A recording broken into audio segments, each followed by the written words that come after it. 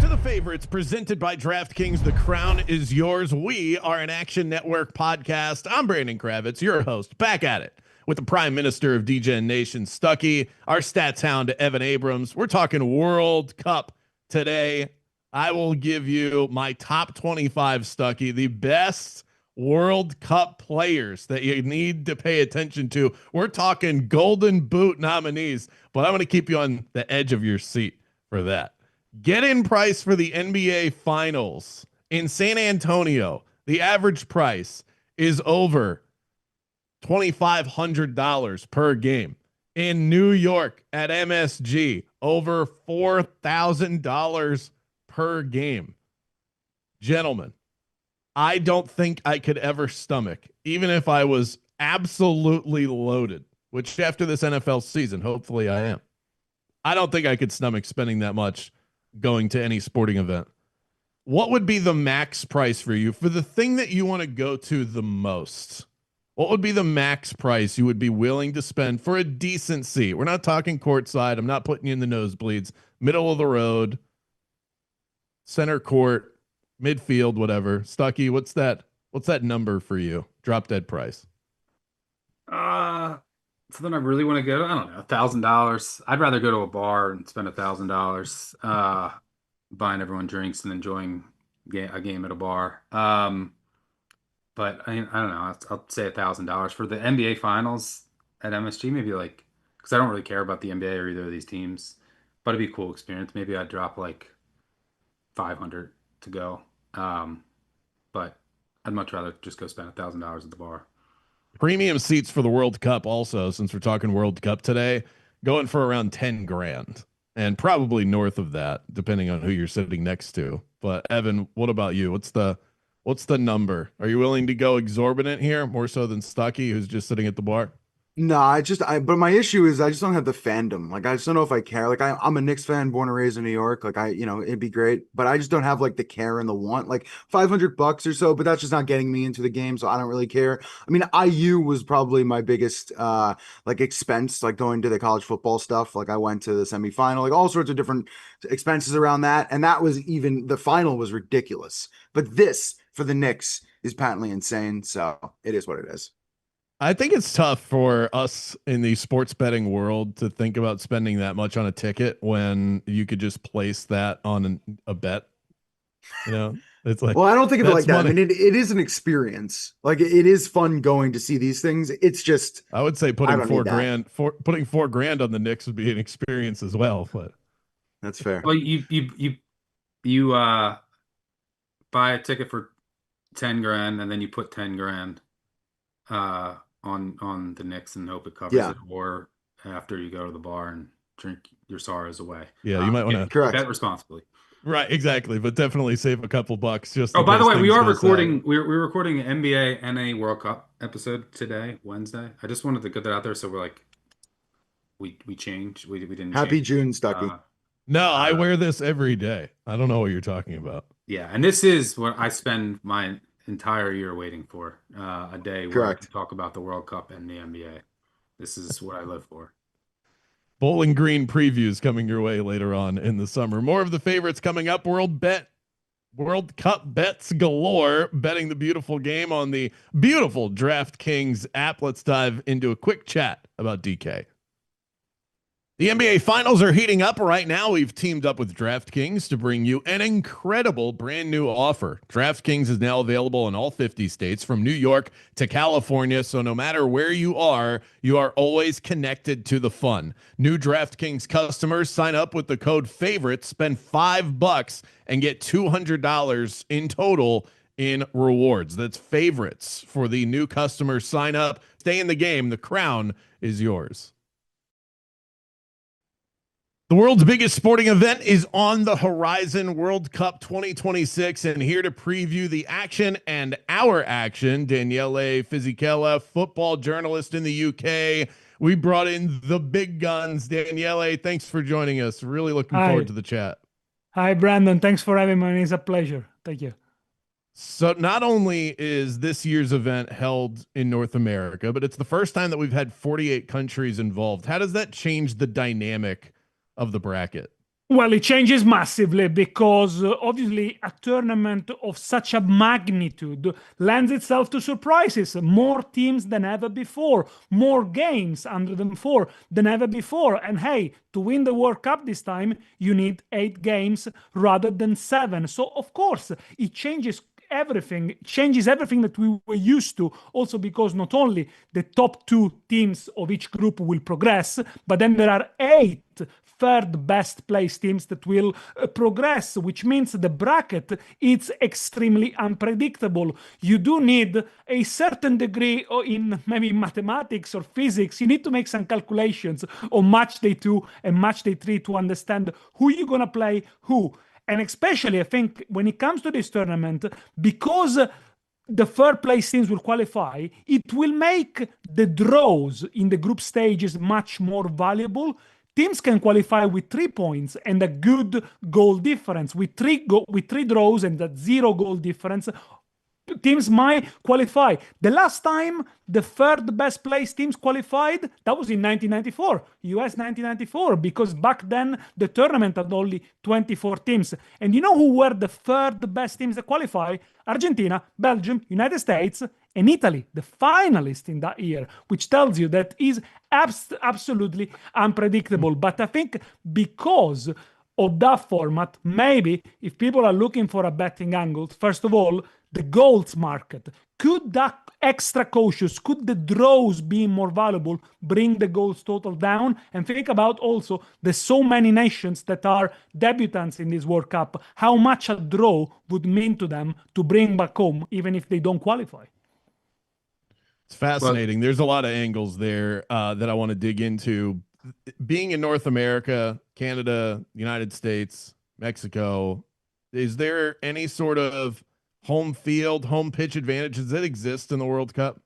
100%, Brandon, 100%. The hosts are always favorites to do well at the World Cup. In fact, the statistical models that we've analyzed is that they got a 0.57 goals per match advantage. So they don't quite start 1 goal ahead, but they do start ahead compared if they were not playing at home. And, if you look also at the specifics of these 3 teams, well, first of all, Mexico, the first that they've been in a World Cup is when they hosted it, 1970, 1986. So again, they could dream of a quarterfinal. The US, of course, in 1994, they reached the round of 16. They were knocked out by Brazil. Canada, 2 participation to the World Cups. They never won a single match. They lost them all, but they do have a chance here. However, there is a flip side of the coin, because not having played in the qualifiers doesn't quite give you the spectrum and the idea of how good these teams are. We do know, for example, that the US team is probably the best generation they ever had since, soccer took off in the US 30 years ago. But they are also under pressure. They probably got the best manager in Mauricio Pochettino. There is still quite a lot of doubt about their tactical setup, if you like. Mexico's expectations are high. They could be a burden, of course. They are ranked 15 in the world. So there is the expectation for them to go ahead and finally get to the so famous El Quinto Partido, the 5th match. Only that this time there are more matches at the US in the World Cup. So you need 6 games to actually reach the quarter finally. And then ultimately, Canada, probably the one considered the weakest of the 3 host nations, but actually they are the most informed. Only 1 defeat in 5 games. They keep a lot of clean sheets, 10 clean sheets in the last 14, including a 2-0 win against Uzbekistan. And let me say, of all the 3 host nations, maybe Canada, the only one who's got a world-class players in the rank, Alphonso Davies, who of course plays for Bayern Munich. So yeah, big chances for the 3 of them to make it to the round of 32 for sure. Danielle, before we get back to the teams in the World Cup, I'm Italian, you're Italian. I would be remiss if I didn't ask you about Italy. They're in complete crisis mode, missed 3 straight. The European tournaments were a disaster. Is there any light at the end of the tunnel for Italian soccer? Well, I don't think we can get any worse than where we are now. So the only way is up, as the famous song once said. But I think that it cannot just be by fluke, or it cannot just be by a combination of results. There needs to be a proper rebuild and a proper restructure of Italian football, starting really from the very bottom. How do we give opportunities to the young players? How do we make sure the Serie A teams give them opportunities and they actually play them? Because let's face it, Italy could have well made it to the World Cup. They were only one penalty away, but I think that would have been papering over the cracks, because going through the playoff, I think for Italy was already a downsize, and also for the second time in a row after we didn't qualify for the 2022 World Cup. But now it's about trying to give young players, Italian young players, which are produced in numbers and they are as good as their peers, the opportunity to play at the highest possible level. And I think that will only benefit the national team. But it will take time, of course. It's not a quick fix. First, we need a new chairman of the Football Association. Yeah. Then we need a new manager. And then comes, of course, the Euros, the qualifiers, and the World Cup, the next one, which obviously we hope to make it. But it's a long, long time. Yeah, a lot of work to do. But getting back to the teams in the field, you mentioned, the potential home field advantage, so to speak. Another angle there is this is going to be, many of these matches are going to be played in the US in the summer, right? Some southern cities. It's going to be hot and humid. How much of an impact is that? Is that going to slow pace down, right? Teams can't play with as much tempo. What are your thoughts on the potential weather, and is it a certain advantage for specific teams? For hot nations, for traditionally hot nations, so the South American, the Africans, this could be an advantage, of course, because they are more acclimatized, as well as the host nations. But the majority of the top players, or the best players in the planet, play in Europe, where the climate is cold to mild, to say. So that could be, of course, be nullified. But playing in the afternoon, playing at high temperatures, favors those teams who can keep the ball and can make the ball do the work. If the ball runs, you don't have to. And, as once Roberto Baggio said, the great Italian, said, well, the ball doesn't sweat. So obviously, you need to make the ball move and make the other teams chase the game. So of course, you look at the European teams like Spain, like France, or even the likes of the South American like Brazil or Argentina, Portugal as well, who's better able to keep the ball and make, of course, the other opposition chase. Because in a World Cup where there is an extra match, that obviously it is going to count. But of course, it's also about squad rotation, squad depth. The 26-man roster probably will be more used than ever before. So there are a lot of conditions to take into account. Plus, of course, traveling from one side to another of the US, probably Mexico and Canada, when it comes to the knockout stages, can have an impact. But, the good thing is that sport medicine, sports science is developed as never before. And whereas we saw in 1994, there were, of course, some surprises in terms like, Sweden and Bulgaria getting to the semifinals, Argentina being knocked out earlier. That could have been down to under preparation. I don't think this is going to be the case in this World Cup.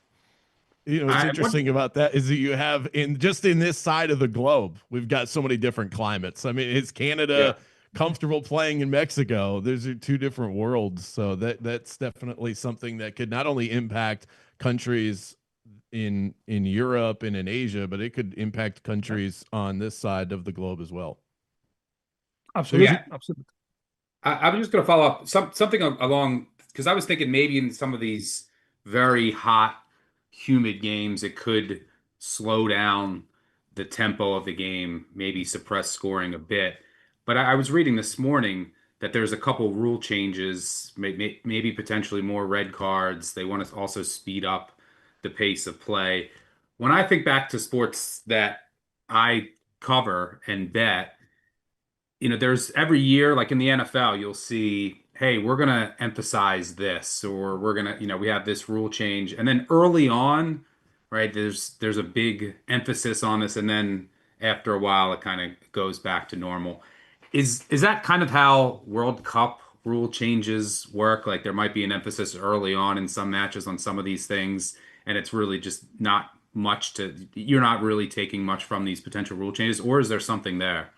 No, I think there is something there because FIFA and the organizers of the World Cup are probably terrified of producing a boring spectacles for the US audience, the Mexican audience, the Canadian audience who are used to very different sort of sports. I mean, you guys are used to high scoring games, and whereas a football game is never going to go into the dozens or hundreds, of course, because it's a different scoring system.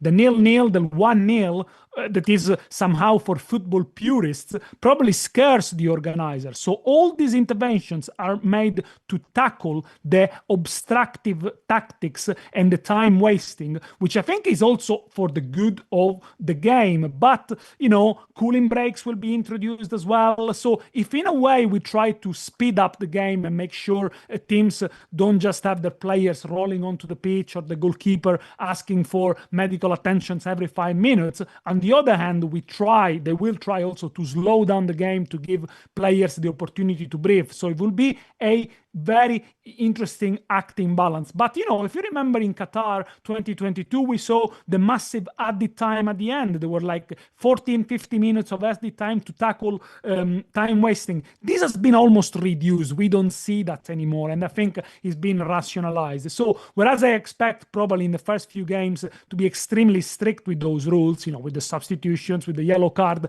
as the tournament goes by, perhaps they will try to be a little bit more lenient, because again, there is also the thinking, what if a star player gets booked and then misses the next match because it took too long to come out of the pitch? So again, you want to preserve that part of the spectacle as well. But they have a job in their hands. Well, the more rules they put, the more difficult the officials and the organizer they make it for themselves. So we just have to wait and see, really. Fine line for sure. Let's dig into the bracket itself. There's always a group of death. The toughest one out there. Don't know how it's going to go. Which one is that? Well, for me, it's Group F for 2 reasons mainly. Because there are 2 European teams in it, the Netherlands and Sweden. Then you got Japan, who's probably the best Japan ever. This is the best team they ever qualified to a World Cup. And then you got Tunisia, who is everyone's nightmare in terms they're going to be dogged, they're going to be well drilled, they're going to basically defend for their life in a low block. And they will be very hard to break down. Now, the 2 Europeans teams in this side, you will expect them to qualify, although Sweden are a very curious case. If you look at the World Cup qualifiers, you think, how did they actually qualify? They finished bottom of the group. Well, they were terrible, but there is something called the Nations League, which gave them a route via the playoff, and then they changed the manager halfway through the qualifiers, got Graham Potter, former Chelsea and Brighton manager. He got them structured, he got them organized, a little bit more proactive, and they got 2 fairly decent strikers, Victor Gyökeres, Premier League winner, Champions League finalist, and Alexander Isak, who broke the transfer record at Liverpool last summer. Didn't quite have the season he expected, but score a few goals as well. With that front 2, I think they can be extremely, extremely dangerous. But if you look at the projections of our statistical system, which is called Betsy, only 3.53 points difference between top Netherlands and bottom of the group Tunisia, which means it's going to be extremely tight. But even lower is the difference between the projected top and bottom in Group A, Group B, and Group D. And you know what's the common denominator there? Host nations. The host nations are going to be in a very, very competitive group regardless. Team USA is in Group D with Paraguay, Australia, Turkey. How does that draw line up for the American squad? I think it's been a kind draw, of course. They have been lined up with none of the heavyweights or none of the teams that can actually think about winning the tournament. Paraguay and a particularly stingy team. They scored 14 times in qualifiers, only conceded 10. The Kings of 1-0, 0-0. New Zealand, one of the first teams to qualify for this World Cup. Question mark, will they actually be there if that was a smaller World Cup? I don't think so. And Turkey, via the playoff, good talent up front, young, vibrant, Kenan Yildiz, Arda Güler, etc. They are probably US biggest threat in there. For the US team, I think this is an exciting time, but also full of question mark. I think this time is harder than in 1994. There is definitely more expectation this time around. Maybe soccer hasn't grown in the last 22 years as American people expected it would grow, but certainly this is a very good talent pool. They are 16 in the world ranked by FIFA. Their aspiration is to become a top 10 team, and they have a world-class manager in Maurizio Pochettino. Maurizio Pochettino, who has done a good job so far with the US. However, it is a squad that perhaps lacks a star player. The same Pochettino has said, he said, we don't have somebody in the top 100 of the world. And I think that's true. I mean, it's been a true reflection of what the quality of the US team is. But, the core team of 2022 is still there. You got players with experience in the Premier League, the centre backs, especially, I think they're pretty good. Anthony Robinson, Chris Richards, Tim Ream, the captain, used to play for Fulham, Tyler Adams of Bournemouth, sitting right in front of them. And then, of course, up front, there is also some quality. Big question mark is Christian Pulisic. Is ever going to score? Well, he did score last time, to be fair, against Senegal. So, I mean, is he not a top 100 player in the world? Is he in the top 100? Is he? I don't know. I'm asking. I'm not sure. Maybe he's just outside. He's hyped up on this side of the world, but he hasn't scored a single. I think he's a very good player. He has had a bad year. In 2026, he hasn't scored a single goal for AC Milan and scored one against Senegal for the US national team. He has a tough year. I think not all of his fault, because I think at Milan he was played out of his position. He was played in a team that didn't like to have the ball much. A lot of hinges on him. I think if the US are going to have a successful campaign, he hinges on him and his stock are going to rise. But overall, for the US, this is an opportunity, of course, to demonstrate they can dominate, they can impose the style, and they are a tournament team after all, But the question marks are regarded how they're going to approach the tournament, how they're going to try to attack, how they're going to try to impose themselves, they're going to instead sit in a medium block. So I think this is going to be very, very interesting. Still, Pochettino probably doesn't quite know what his best formation is. So yeah, plenty to look at there as well. Brandon, for $1 million, name 5 players in the World Cup. 5 in the entire World Cup? I think I could do that for $1 million. There's 12, I get 12 what? 12:48? Yeah. I'm kidding. How much time do I get, Stucky? 7 hours. Okay. But circling back to Group F, the Dutch are the odds-on favorite at DraftKings -125, Japan +275 to win the group, Sweden +450, Tunisia 12-1. Are the Dutch deserved to be the odds-on favorite? Is there any value on Japan, Sweden, or even Tunisia in what you consider your group of death?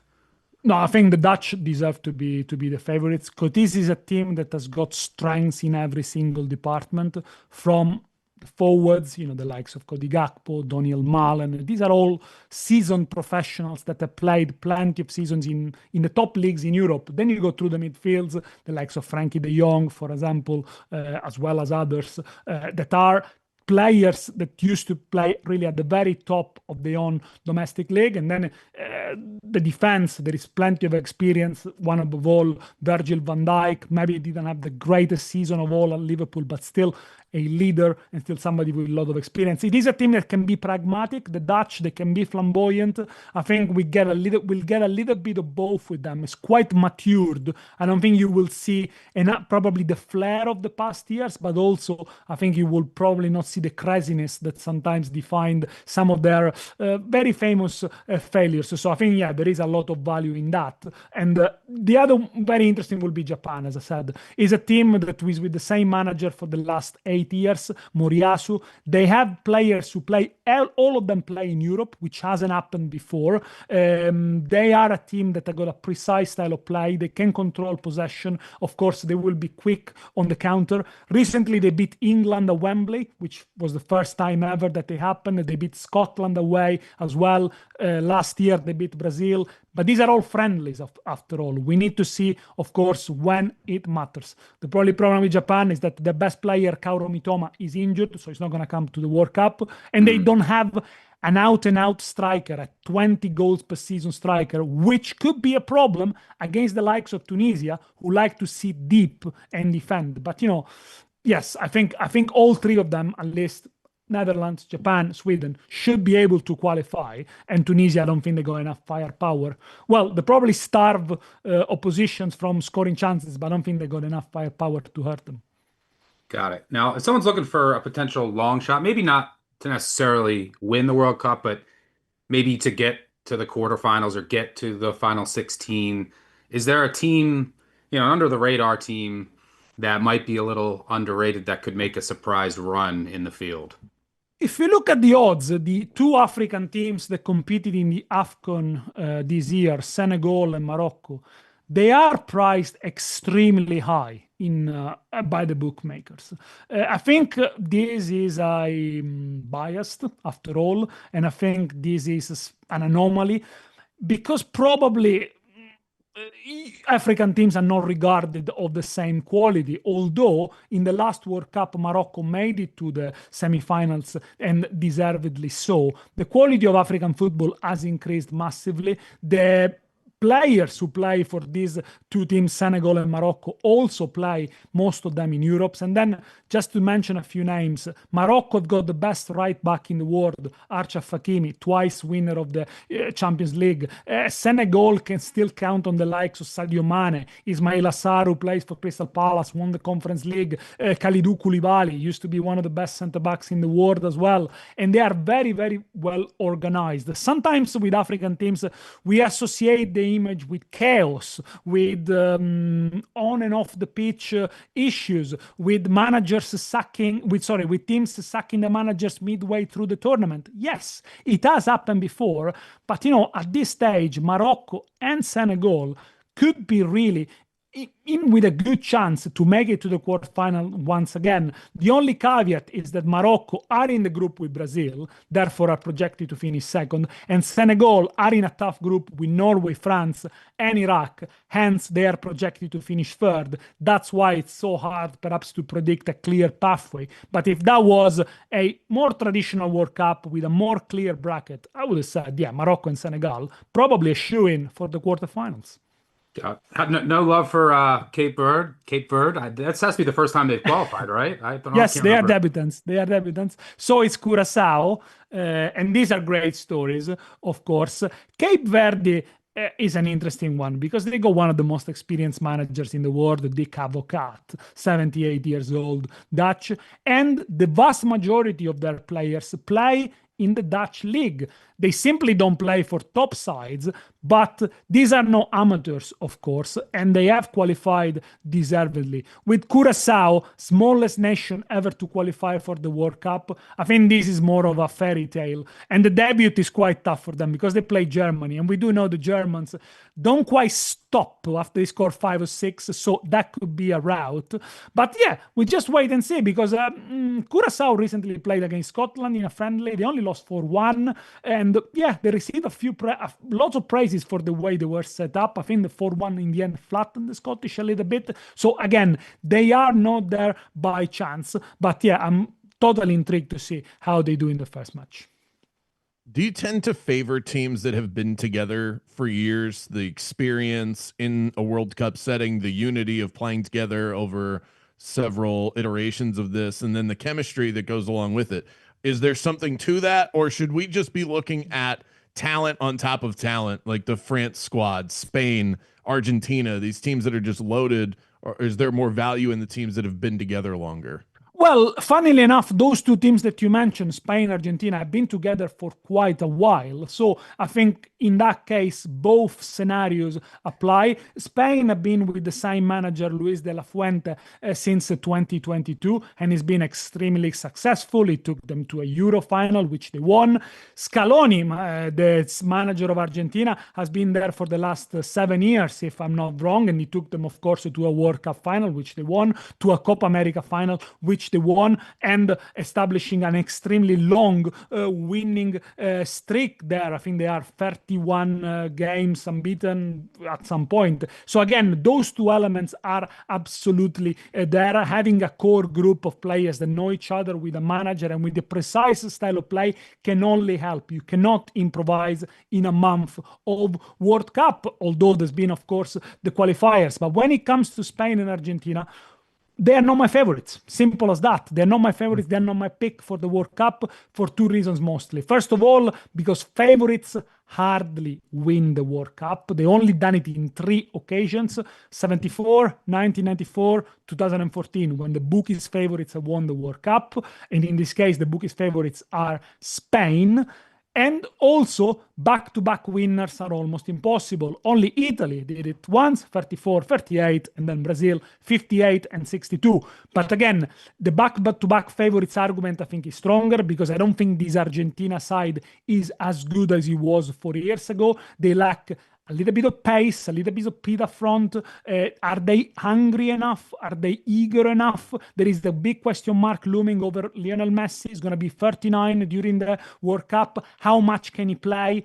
Would they be better off playing someone a little bit more pacey up front, the likes of Nico Paz, the likes of Simeone, Lautaro Martinez with Julian Alvarez, and the centre backs at Argentina? I think they are a weak spot. The likes of Otamendi, for example, Romero coming out of an injury. When it comes to Spain, I think they are excellent. They are the best team in Europe for sure, probably the best team in the world, loaded with talent. The only question mark I've got is, have they got a plan B? I mean, they like to keep possession, they like to be intense, but how would they gonna react against a different style of play, playing against teams from outside of Europe, which they might not be used to, and ultimately they might stifle them? The starting lineup for Spain is great. The starting 11, probably the best player in the world. Well, without probably, in Lamine Yamal at the moment. But what happens if him or Nico Williams are not available or not fully fit? I'm not sure they can replace them with players of the same quality. And in such a long World Cup, this could be a concern. From a betting point of view, the odds for Argentina and Spain to win it are disproportionately low compared to the realistic probability that we have analyzed through our model. So I think there you would take a massive gamble, which I think doesn't really bring a lot of value. I love this stat of the favorite that doesn't win in the World Cup, but the other end of that spectrum is that long shots don't win either. So no, it's somewhere in the middle. Is there someone in that 10-1 to 15-1 range that you would take a shot on to win this tournament? Yes, favorites don't win, but Uzbekistan are probably not going to win it. Let's put it that way. So you have to look at the best of the rest. And the best of the rest, in the best of the rest, are very good odds. There is the FIFA number 1 ranked team in the world, which is not too shabby, France. Now, France are, at the moment, the second biggest favorites for the bookmakers to win it. But according to our statistical model, Betsy, they are the big favorites to win it with an over plus 2% chance differential in your favor. Now, why is that? We have analyzed the squad value. In terms of depth, in terms of quality, France have got the best squad overall, the best roster overall. The 7 strikers, let alone Mbappé, but from the likes of Dembélé to Désiré Doué, Marcus Thuram, and I'm sure I'm forgetting someone else, they are all interchangeable. Anyone you play in that front 3, the result is probably going to be the same. They're going to be intense. They're going to score goals. They're going to attack. They're going to put you under enormous pressure. They played back-to-back finals. Of course, they will try to play 3 finals in a row, only becoming the 3rd team in history to do that after Brazil and Germany. Didier Deschamps, the manager, is very pragmatic. He's been there for almost 12 years, I guess, or 13 years. This is going to be his last tournament. He is a tournament manager. He knows how to manage this sort of competition. They've been good in qualifiers, scoring 2.67 goals per game. They do not concede many goals, also because their centre-backs are extremely strong. So from Saliba to Upamecano, Konate, the goalkeeper, Mike Maignan, extremely solid. Have they got a weak spot? Yeah, of course they have. I mean, they're not perfect. Probably a fullbacks. They're not as good as the other teams, but if they got the ball, the other teams won't have it. And if they attack, the other teams are not going to be able to attack them. So unless something goes extremely wrong from them, this is a team that for me is poised to reach the semifinal at least. And then, of course, it opens up. So yes, the price is decent. I think you're looking at plus 600, give or take. So I think for France, it's a very good price considering the statistical chances. If you want to go down the list of other potential winners and other potential long shots, well, then you have to consider Portugal, who are given around a 9% implied probability of winning the tournament based on the odds. And our statistical model bets it gives them 9.3. So again, you got a 0.3 chance in your favor there. And why Portugal? They got the best midfield of the tournament with Bernardo Silva, Vitinha, Fernandes. They got a certain Ronaldo who's always going to score them goals. They are accomplished. They know how to navigate tournaments as well. And finally, they don't just seem to have a lot of flair and no consistency. It's a very, very good balance. So if you're looking for a long shot, Portugal, currently the book is 6 to 7 favorites, is probably your way to go. If you want to be a slightly more certain, I think I would say go for France. Daniel, I have a philosophical question for you. The World Cup is, it's a unique event, a unique betting event. And you obviously are going to go into the tournament with your thoughts and your ratings for certain teams. And this might be more applicable to teams that haven't been together as long as others. But when you see these teams play, now the sample size is going to be great. How aggressive are you at updating, okay, I actually thought this team was way better, or this team, I need to downgrade them a bunch? Or do you try to stick to your priors going in, knowing that the sample size is going to be great? So like, how do you balance that as far as like what you see versus what you thought going into the tournament, and then how you adjust that match to match? Well, I think one game, match day one, is not going to be a good sample size unless something catastrophic happens. So there is an injury to a key player, or the team suffers a shock defeat. But even then, I think the value of the team doesn't really change. In 2010, Spain lost their very first game in the World Cup against Switzerland. If I'm not wrong, they won the World Cup anyway. In 1994, Italy lost against the Republic of Ireland and went to reach the final. So the first game doesn't really tell the whole story. However, when you go second or third game into the tournament, you can start seeing the team chemistry. You can start see if a player looks fatigued, or if on the other side he is in top form.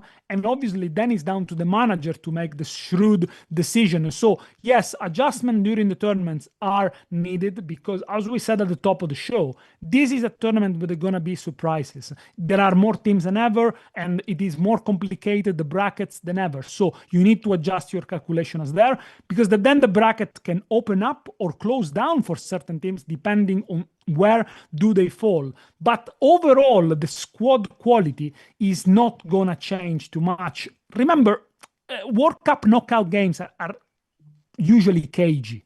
These are in the group stages are something. The knockouts are going to become much more tactical. They're going to become much more tense.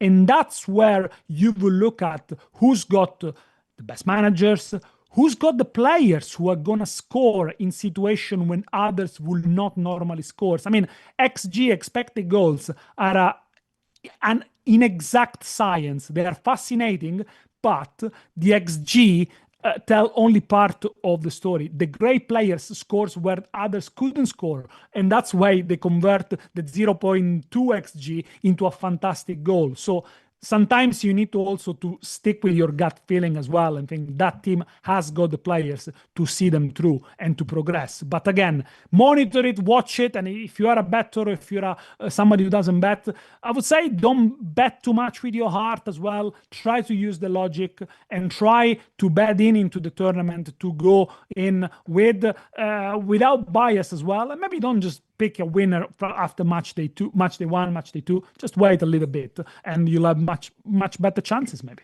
Yeah, there's definitely some art and science to handicapping the World Cup. Before we get to our best bets and our betting segment, we do have to I assume you're going to pick France. France is your winner. Who do you have them beating? Or maybe it isn't France.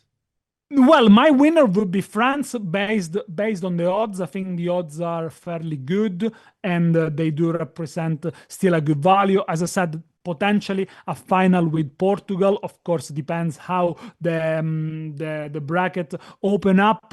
And yeah, potential surprises: Morocco, Senegal. Do not discard the other South American teams. Ecuador only conceded 5 goals in the qualifiers in South America. They're gonna be hard to beat. Paraguay, we mentioned. Japan could be the big dark horse, and then Germany. They are a long shot as well. Plus 100, plus 1,000. Sorry, in the outright winner market. A young team with an aggressive style of play. Probably 2 of the best young players playing midfield: Florian Wirtz, Jamal Musiala. I wonder if this is a tournament too soon for them. They still don't have an out-and-out striker. And then a quick word on England. In terms of progressions, they are the best team because they've done semi-final, final, quarter-final, final of Euros and World Cup. So you will think that if the progression continues, this finally could be their years, and to end 60 years of Earth after 1966. This time around, they're trying with a foreign manager, as they've done it before, and this time is a German, Thomas Tuchel. He's going to be shrewd. He won't mind being unpopular and take the difficult decision. It is a team that doesn't quite have the style of play of others, but they got the pace, they got the physicality. They could be in with a shout for a potential place in the final if the starting 11 stays fit, if Harry Kane, who scored 61 goals this season with Bayern Munich, is in top form. I think, again, it is a team that you don't want to discard. It seems like we've touched on almost every team there at the top. The only one that I haven't heard, unless I missed it, was Brazil. Is that a team that they're 8-1? So the odds makers seem to like them quite a bit. Do you? Yes and no. I do like them because they have an Italian coach, Carlo Ancelotti, which I think in terms of the coaching experience and coaching pedigree is the best of the lot at the World Cup, multiple winner of Champions League, of course, and used to manage big talents at Real Madrid. So I do like them, and I think this is a Brazil that can be exciting if they can balance the flair up front of the players like Vinicius and Richarlison and Mateus Cunha, but also the balance and the defensive attitude. They're going to play with a 4-3-3 formation, so they're always going to try to be dominate and dictate possession. They do have a very strong center-back pairings in Marquinhos and Gabriel Magallanes, which we just saw in the Champions League final, which will gonna give them stability, but it's about finding the right balance really between defense and attack. And if Ancelotti can manage to do that and then give freedom to his attackers to express themselves, Brazil can go far. The problem with Brazil I got is that the odds are too short, and our model Betsy doesn't give them a lot of chances really of winning the World Cup. So they do look a little bit risky. They are not favorites by any stretch of imagination, but I think I shy away from them purely from a statistical point of view. Let's get to it. Our World Cup best bets presented by DraftKings. Daniele, you are our guest today, so we'll start with you. What's your World Cup best bet? Can be on anything. Can be on an outright winner, a stage of elimination, a group winner. What do you got? Well, let's go back to the US, one of the 3 host nations. My best bet is for the US to have a good tournament, but not an extraordinary one. So a stage of elimination, round of 16, which is around plus 220. That is an implied probability of 31% based on the odds. Now, if you look at our statistical model, Betsy, the stage of elimination, round of 16, it's around 26%. So there is a 5% discrepancy. It's actually higher for round of 32. But let's do the math. So US in Group D, Paraguay, New Zealand, and Turkey. Of course, they're going to play all the all those games at home. We mentioned host nations have a 0.57 goal advantage, so they have a quite good advantage there. If they win Group D, they will play the US, one of the 8 best third place teams, which is random selection. If they do win Group D, in the round of 16, they will likely play against Belgium, who's placed in Group G and is likely to win the group. However, if they finish second in Group D, they will play the second team from Group G, which contains Belgium. So it could be Egypt, Iran, and New Zealand. So let's say it's going to be Egypt. Win that, and round of 16 is a tie against Argentina. So you can tackle each other way. If they finish top, they play Belgium. If they finish second, round of 16, they play Argentina. They don't look favorites really to win that. US odds, chances, statistical chances of winning the group are around 42%. So I think it is a shot worth taking. They are projected to win in the group and have a slightly easier path into the round of 16, which I think where eventually they're gonna get found out. By the way, if it's Belgium, they lost 5-2 in a recent friendly. They got pulled apart, and I think that's really where the cracks start to open. So I think that could be a repeat. All right, we've got a stage of elimination round of 16 from Daniele. Stuckey, what about you? I'm gonna let Daniele pick mine between two. What do you prefer? This is gonna be a bet to make the round of 16. The two that I like or was looking at were Turkey and Ecuador. Of the two, which do you prefer? They're both around the same price, around plus 150. I would say Ecuador because of their defensive solidity. They have great defenders from Pacho, PSG, to Moises Caicedo, plays as a holding midfielder for Chelsea. And I mean, they only conceded 5 goals in the qualifiers, in the South American qualifier. We already said that. And you have to play 4 times, twice against Argentina and twice against Brazil. So it's quite something, really. Turkey, they look more flamboyant, but I don't think they look the finished article in terms of balance. I would love for Turkey to go far. Of course, they got an Italian manager in Vincenzo Montella, but I think it's going to be Ecuador. Ecuador, I visited Ecuador a couple years ago. I love the people there. Met a couple that are diehard fans, so I love that. That's what I'm rolling with. The tries plus 150 to make the round of 16. Round of 16 for Ecuador. You can actually get that at plus 250 over on DraftKings. A little price discovery for you. I'm going to go with 250. I was like Ecuador round of 16. Or no, I'm sorry. I'm on stage of elimination. My bad. Yeah, you're right. Yeah. My bad. I was trying to get you a better number, but no, it does not exist. All right, let's go to I'm going to go to Colombia to win Group K at plus 240. It's basically between them and Portugal. I want to get Daniele's thoughts on this, see if this is a bet that I should actually place here. Portugal has a history of starting slow in the tournament. Ronaldo not getting any younger here, one of the 5 players I can name, Stuckey. And based on everything I read, Colombia comes in with a world of momentum. I just can't see Congo or Uzbekistan putting up much of a fight. So all you have to do is beat Portugal. I know it's not the easiest thing in the world to do, but I like Colombia with some momentum to win Group K. And Portugal still moves on in this scenario. It's not like I have them getting eliminated. It's possible. I think, Brandon, it's a good shout. I mean, Portugal are way favorites to win the group, but sometimes you need to go against the grain. I can't see Colombia outscoring Portugal, if I'm honest. I think Portugal are going to keep the ball and move the ball so well and start Colombia possession, but Colombia are going to be comfortable with that after all. You know, they are not a team that necessarily needs to impose their style. They'll be happy to sit back and hit you on the counter. So it could be a draw, and then it goes down to goal difference. How many goals can they score against Congo? How many goals Portugal can score against Congo, Uzbekistan, and so on and so forth. So again, I think it will be a touch and go one. But yeah, it hinges on Colombia not losing against Portugal, basically. Brendan, who's your favorite player on the Colombia national team? Well, you know, I mean, to nail it down to one, Stuckey, would be I don't know if we have too tough. I don't know if I have time for that. We don't have enough time to go through the whole roster. I mean, that's that separate episode, bonus favorites, my Colombian breakdown. That is our best bet segment presented by DraftKings. The crown is yours. Daniele Fisichella, you have been a phenomenal guest. Thanks for breaking down the World Cup. Thank you, guys. I really enjoyed it. Enjoy the World Cup. That's going to do it for us here on The Favorite. Special thanks to our producers, David Payne and Gifford Gould. Stat sound to Evan Abrams, lurking in the background as well. Keep up with all of The Favorite's content right here on the Action Network YouTube page or wherever you download your favorite podcasts. Our show has been presented by DraftKings. The crown is yours.